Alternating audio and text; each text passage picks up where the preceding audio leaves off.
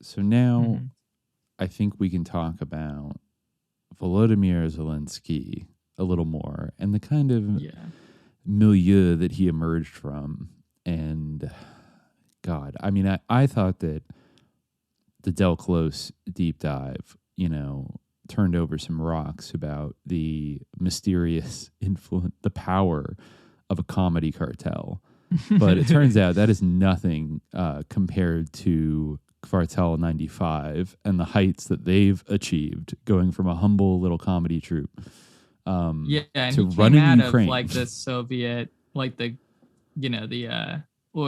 during the Soviet Union, the sort of comedy group or the comedy festival that they have. What is it called? Yes, KVN? I forget what it is. It actually is interesting. KVN. It's kind of like the Soviets were actually embracing the idea of comedy sports in the competitive format. Mm-hmm. Good on them, but I guess it did have unintended consequences. Zelensky's network grew out of like his KVN team, which is like kind of a comedy sports thing. Really sketch comedy, I think. And then he moved on to like producing things. He starred in a few movies like Love in the Big City and Zhevsky versus Napoleon. He also recorded the voice of Paddington Bear in the Ukrainian dubbing of Paddington and Paddington 2. Awesome. And so he climbed up pretty high on the TV channel Inter from 2010 to 2012. Yeah. So he was a member of the board and a general producer. And that was actually, we get into kind of these like subterranean like oligarch wars, because you have 1+1, which is basically Kolomoiskiy's channel, right? Mm-hmm. Which Zelensky moves to like in the early 2010s. But then you also have Inter, which is basically run by the holding company's GDF Media Limited.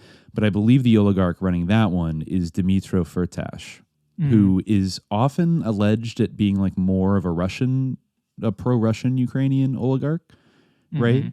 Yeah, so I didn't read too much about him, Firtash. Yeah, so basically he runs the Group DF, which is like his epic like holding company.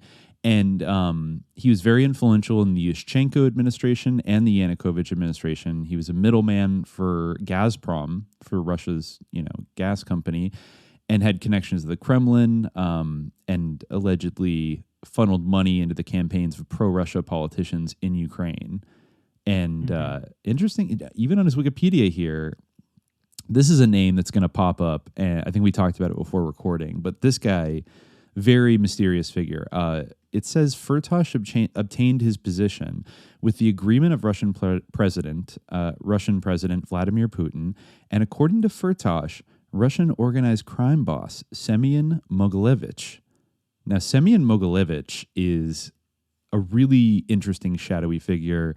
He's Jewish-Ukrainian, but is based in Moscow, allegedly, these days, and is sort of regarded as like the boss of bosses of like all Russian mafia syndicates in the world, to the extent that I don't know if that's like a kind of an overblown thing or a mischaracterization. He's somebody that like has been chased by many different governments around the world for all kinds of like massive criminal conspiracies and things like that. And he seems to be somewhat under the protection of Vladimir Putin. And, the mafia in Ukraine is a really interesting thing too. There's also the Odessa mafia, which had a real heyday in the 1990s. And I'm going to be talking about them later, actually, in a later episode of Demon Forces, because wouldn't you know, the Ukrainian mafia, some of them became very big arms dealers for various conflicts in like Yugoslavia and West Africa in the 1990s. So that's interesting. But so it seems like maybe, ironically, it makes me think of like the Zio or the Zhydo-Banderites versus like Zhydo-Muscovites. The Zhydo, Zhydo, exactly. Like maybe there's a grain of truth to that, because there does seem to be this fault line between like shady mafioso Ukrainian Jewish oligarchs that are more Western oriented, and then Ukrainian Jewish oligarchs that are more allied with Russia. And they seem to sometimes, there seems to be almost like a cowboy Yankee like oligarch conflict between the two over who gets to control more of Ukraine, and along with that their kind of patrons. And I mean, I think Zhydo-Banderite, it does kind of accurately describe a certain phenomenon there where you have people like Kolomoiskiy like bankrolling the Nazis. What's Zelensky himself, he had to like, pin a medal on like some far right leader. I forget who it was, but he kind of tried to stand up to them like in a very timid way, but basically backed down completely. Interesting. And he later, I did see a quote from Zelensky around 2019 where he described Stepan Bandera as a cool guy. Yeah, exactly. In December 2012, he delivered a Hero of Ukraine award to the leader of Right Sector in a ceremony in Ukraine's parliament. So, yeah. So there you go. I mean, if you think that's unthinkable and thus you're not willing to think about Nazis in Ukraine, like go talk to your boy Volodymyr. Like, I don't know how to explain that. Yeah, the thing is that like he was kind of, it's interesting. I want to kind of read from this AtlanticCouncil.org article because I think this gives like such an interesting picture and like an alternative view of Zelensky from not too long ago, from September 23rd, 2020. Wow, and okay. I think it'll be quite interesting, like for maybe people who are not familiar with Zelensky from anything but the current context, because it was interesting for me. Yeah. So the title of the article is Zelensky, even using the two Ys, back then, puts Ukraine's Euro-Atlantic future at risk. So he's putting this future at risk. Ukrainian President Volodymyr Zelensky has begun the fall 2020 season with a series of scandals and negative headlines that reflect the increasingly grim outlook for a politician who just 18 months ago was hailed as the face of a new Ukraine. Zelensky promised to end an era of corruption stretching back to the dawn of Ukrainian independence.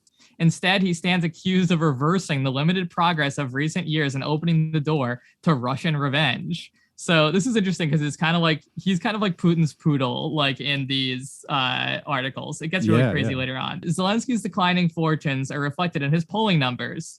A new survey conducted by Kiev's International Institute of Sociology in mid-September found the support for the Ukrainian leader has slumped by more than 10% over the past half year to reach 31.8%.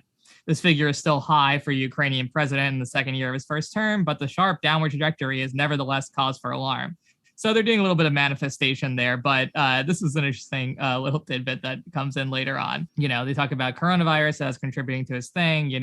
Meanwhile, Russian intransigence have prevented any major breakthroughs towards peace in eastern Ukraine, despite Zelensky's unwillingness to make politically risky concessions towards the Kremlin. So the most damaging development for the Ukrainian president in September was probably the release of a highly critical interview with Zelensky's former chief of staff, Andriy Bodan.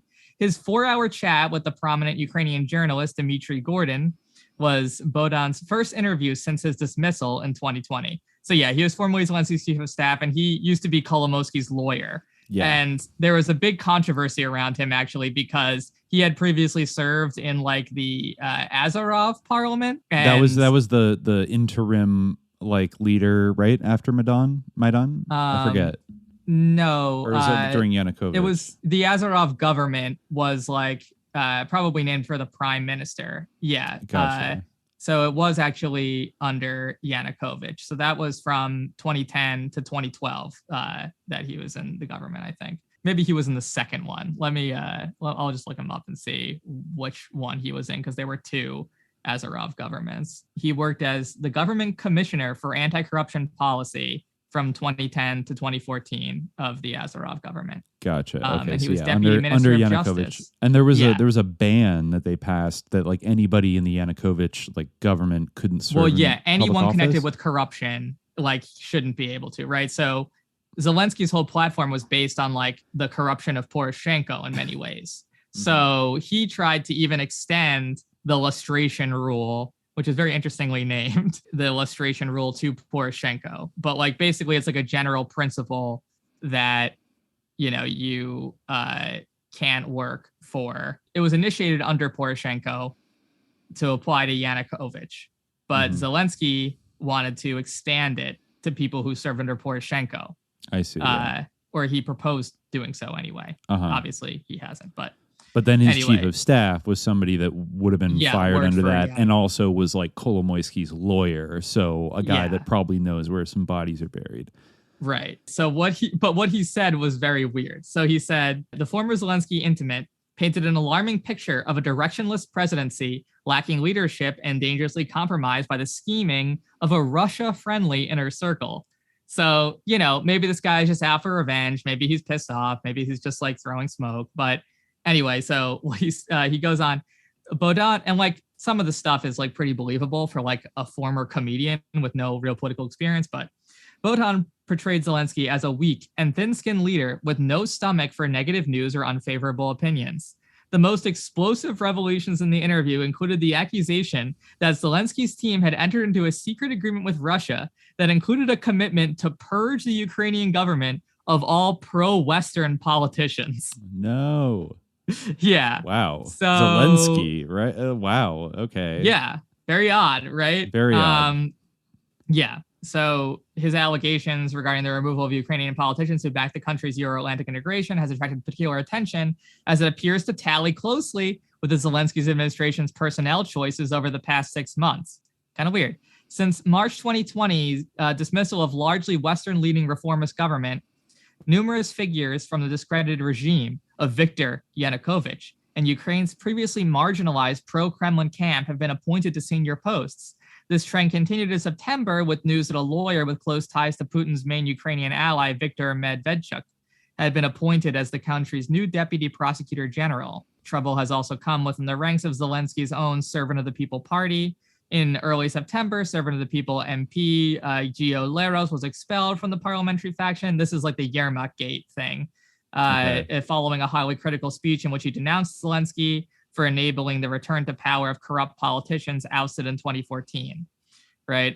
Fellow Servant of the People MP Alexander Yurchenko added to the president's woes in mid-September when evidence was published implicating him in a bribery scandal. That is Yurchenko, I assume, not Zelensky, although he's kind of also implicated in a bunch of weird things like in the Pandora Papers and that was an interesting one too that was kind of talked about when they came out. This is part of a sequence by the ICIJ of like the Panama Papers and other things like that, which I honestly I wasn't too into those because it felt like, I'm sure I never found the website like super easy to like navigate, and it feels like the journalism that was spun out of it usually was like aimed mostly at like Russians. To the extent that you heard about the Panama Papers, the Pandora Papers, it would like emphasize how all these Russian oligarchs are hiding their money in tax shelters overseas in the Caribbean, etc. But like when we went and looked through it, it turns out that like Zelensky caught a lot of flack during the Pandora Papers and his excuse was like everyone does it, but he's not supposed to be just like everyone. He's supposed to be special. Clean. He's supposed to be a servant of the people. He is a servant of the people. Exactly. Yeah. But like really when you kind of break it down, like let me see if I can find. Yeah, Al Jazeera. This is from like 6 months ago. It's from October 2021. Al Jazeera says Pandora's box may ruin Zelensky's chances for a second term. Network of offshore companies revealed by document leak threaten the Ukrainian president's political future, analysts say. Yeah, so, it's funny because like a lot of these articles have that same kind of like wish manifesting tone that you see like now where it's like the ghost of Kiev has downed like 30 Russian MiGs in like 2 seconds. It's like Zelensky's done. He's dead. Yeah. Yeah. Like it's very like they hate him. It's weird, Like, yeah. So I guess there is an investigative website called streetfighting.info, which is probably just like Russian disinformation. But, they were it's actually Al Jazeera says there are a group of Ukraine's leading investigative reporters blew the lid open. Oh yeah, Alla Butsko was a Ukrainian they just talked to for this. And she said, those reports finally opened her eyes. I was duped. We were all duped. I'm not voting for him again. No. So I know, right? So so the Pandora Papers were a trove of millions of documents from 14 offshore service providers leaked to the International Consortium of Investigative Journalists and its partners, including slidstvo.info. Okay, so they're probably not a Russian op if they're connected to the ICAJ. The story detailed how Zelensky and his partners launched a network of offshore companies in the British Virgin Islands, Belize, and Cyprus. The companies date back to at least 2012, the year that Kvartal 95, that means district, by the way, District 95. The year Kvartal 95 went big in Ukraine with regular shows on a TV channel owned by Ihor Kolomoiskiy, a Ukrainian oligarch sanctioned in the US and the EU for alleged multi-billion-dollar fraud, the report claimed. Zelensky's business partners include Ivan Bakanov, current head of the SBU, Ukraine's main intelligence agency that often investigates corruption cases, and presidential aide Serhiy Shafir, who administers the offshore companies but shares the profits with Zelensky's wife, the report claims. So, I mean, let's see if there's anything else juicy in this. And actually, they have a picture here of like the amount of politicians implicated in the Pandora Papers. Ukraine is well in the lead with 38. The next closest is Russia with 19. So, it's like I guess he didn't clean up the servant of the people. No, he didn't. I mean, he, as you would kind of expect, like with a lot of these sort of populist politicians, they, often don't deliver, or they end up being assimilated by the machine in some way. For access to the full-length episode, subscribe to the Hour of Frequency at patreon.com/subliminaljihad. Ассалам алейкум, транзит Москва Грозный, полумесяц в небе, разговор серьезный. И этот бит колонки разносит на куски. 24/7, Тимур Биноевский. Кто не понял, тот поймет, не вопрос. Кого бояться мне в лесу, если я борс? Какие бы удары судьба не наносила, с братьями вперед, Ахмат сила. Да, и не случайно тогда сошли звезды. Но к чему базарец родился в Грозном? Теперь по жизни чики делай красиво. Ты слышишь, это Кавказ, Ахмат сила.